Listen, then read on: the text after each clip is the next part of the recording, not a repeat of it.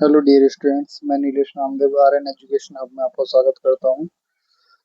आज हम बात करेंगे माइनर टू की सिलेबस के बारे में।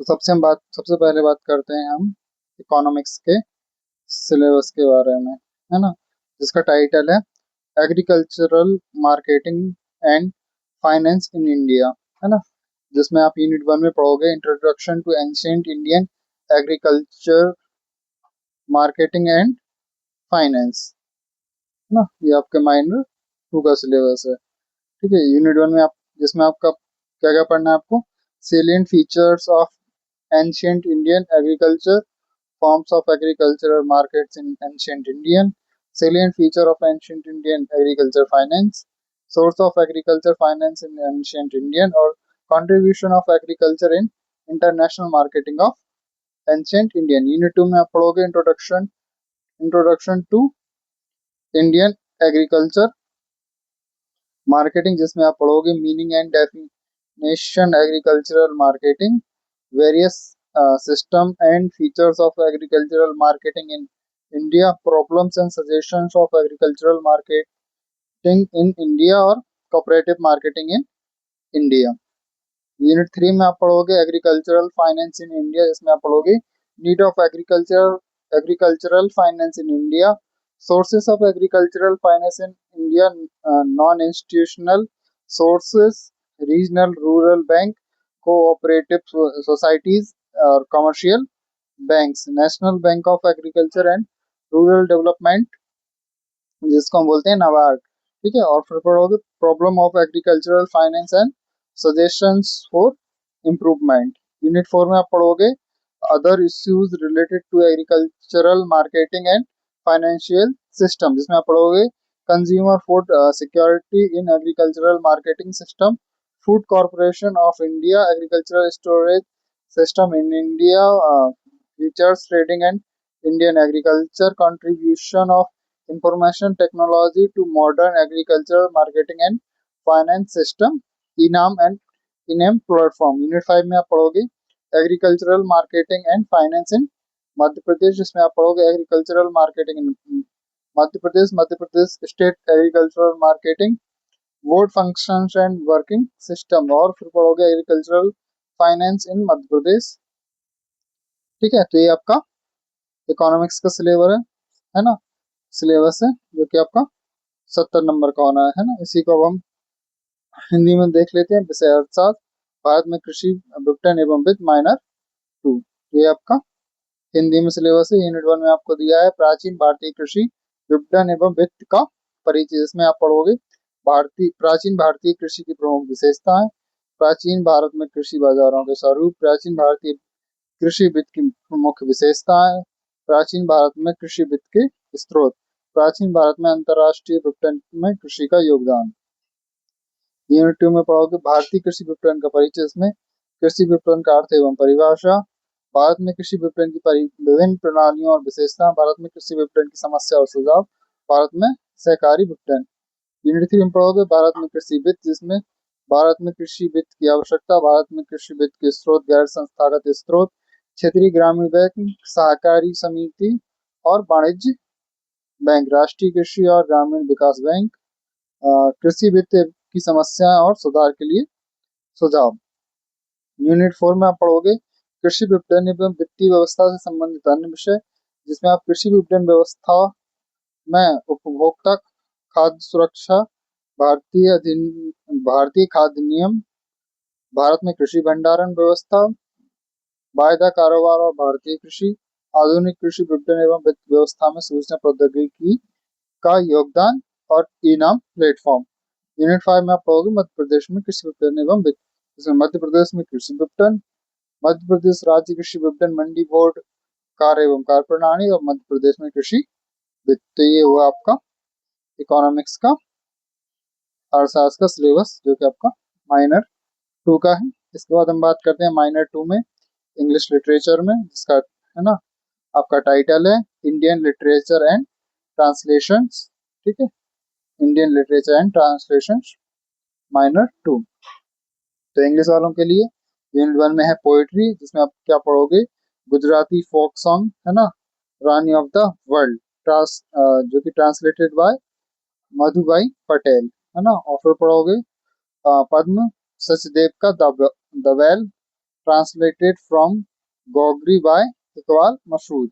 और जी एस शिवा रुद्रप्पा, है ना, का जीएस शिवा रुद्रप्पा का माय पॉकेट, जो कि ट्रांसलेटेड किया गया है कन्नड़ से ओ एल नागाभूषण स्वामी के द्वारा। ठीक है। इसके बाद आप पढ़ोगे यूनिट 2 में ड्रामा, जिसमें आप पढ़ोगे मोहन राकेश का वन डे इन असाधा। ठीक है। यूनिट 3 में आप पढ़ोगे फिक्शन, जिसमें आप पढ़ोगे सुधा मूर्ति का डॉलर बहू। ठीक है। इसका यूनिट 4 में आप पढ़ोगे एंशियंट इंडियन शॉर्ट फिक्शन, जिसमें आप पढ़ोगे स्टोरीज फ्रॉम पंचतंत्र, जिसमें आप पंचतंत्र की स्टोरीज पढ़ोगे, है ना। जिसमें आप पढ़ोगे द टॉर्टोइस एंड द गीस और four friends and the Hunter, है ना।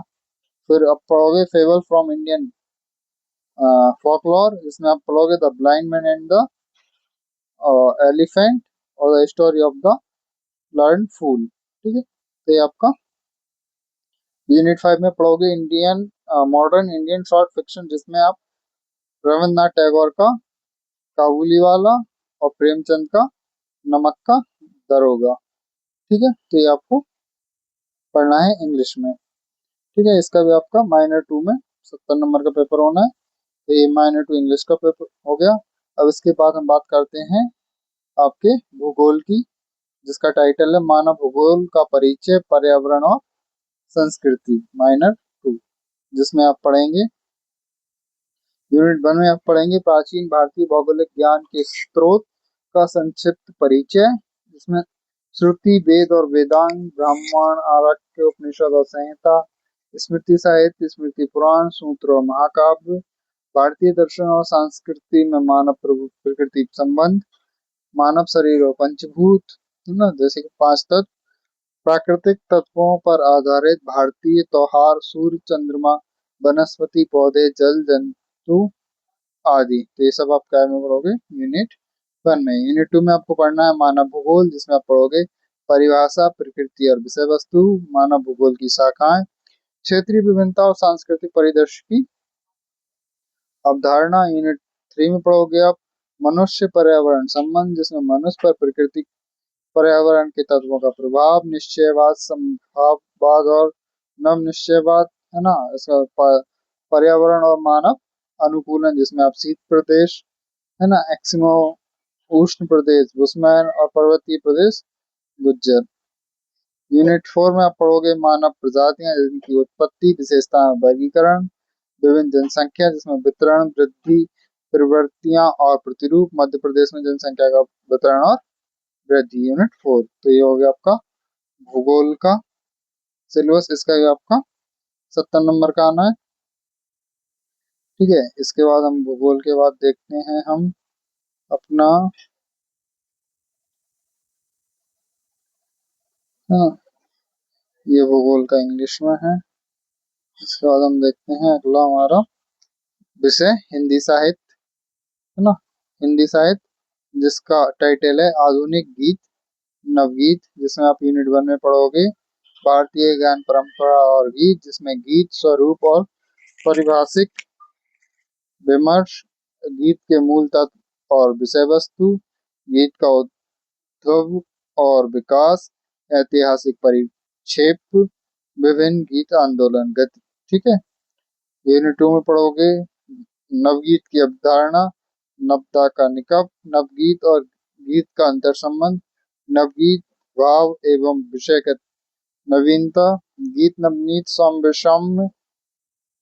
यूनिट 3 में पढ़ोगे आप स्वतंत्रता पूर्व के आधुनिक गीतकार, जिसमें आप सोहन लाल द्विवेदी, हरिवंश राय बच्चन और नरेंद्र शर्मा, नीरज और इनके ये दिए हुए गीत भी आप पढ़ोगे। ठीक है। यूनिट 4 में आप पढ़ोगे स्वतंत्रता उत्तरकालीन गीत नवगीतकार, जिसमें आप पढ़ोगे राम अवतार त्यागी का ये गीत, है ना, चंद्रसेन विराट का ये गीत और विनोद निगम के ये गीत। महेश्वर तिवारी के ये गीत। यूनिट 5 में आप पढ़ोगे गीता समीक्षा रचनाकार भावभूमि, जिसमें आप पढ़ोगे प्रमुख गीत समीक्षक, सृष्टि और दृष्टि, गीत पत्रिकाओं का विकास यात्रा, गीत रचना अभ्यासकार। ठीक है, तो इसी के साथ ये हमारा हिंदी का माइनर का सिलेबस हुआ। इसका पेपर भी आपका 70 नंबर का आता है ना। यदि आपको ये वीडियो पसंद आई हो तो वीडियो को जरूर लाइक करें, साथ ही साथ हमारे चैनल को भी सब्सक्राइब करें, है ना, ताकि समय समय पर आपको सभी जानकारियां मिलती रहें। धन्यवाद।